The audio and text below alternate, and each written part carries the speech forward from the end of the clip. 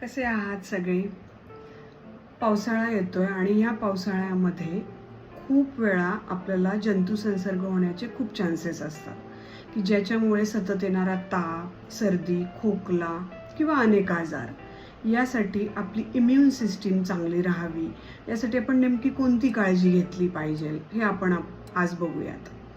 सगळ्यात महत्त्वाचं म्हणजे की आहारामध्ये खूप तिखट, तेलकट, आंबट, शिळे पदार्थ, चहा, कॉफीचं अतिसेवन या गोष्टी आपण टाळल्या पाहिजेत. त्याचबरोबर सगळ्यात चांगला उपाय म्हणजे आपल्या घरामध्ये जे काही मसाले आहेत, जिरे असतील, दालचिनी असेल किंवा विलायची असेल, लवंग असेल, हळद असेल, काळी मिरी असतील, या सगळ्याचा आपण अतिशय चांगल्या पद्धतीने वापर करू शकतो. कारण नॅचरल अँटीबायोटिक्स, नॅचरल अँटीपायरेटिक्स आणि ह्या सगळ्या गोष्टी याच्यामध्ये लपलेल्या आहेत. त्यामुळे या सगळ्यांचा वापर करून आपण अगदी सकाळी उठल्या उठल्या जर याचं उकळून पाणी पिलं तर खूप हेल्पफुल होईल आणि आपला घसाही मोकळा राहील आणि कोणताही संसर्ग होण्याचे चान्सेस खूप कमी राहतात.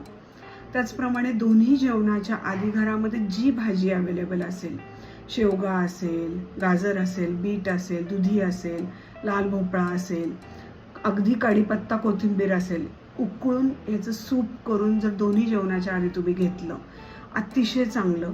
याच्यामुळे तुमची इम्युन सिस्टीम खूप चांगली राहील आणि हलका आहार असल्यामुळं, फायबरयुक्त असल्यामुळं पचनसुद्धा खूप चांगलं होईल. तर ह्या सगळ्या गोष्टींचा वापर करून तुम्ही तुमचं हा पावसाळा औषधमुक्त घालवू शकता आणि तुमची प्रतिकारशक्तीसुद्धा खूप चांगली वाढेल.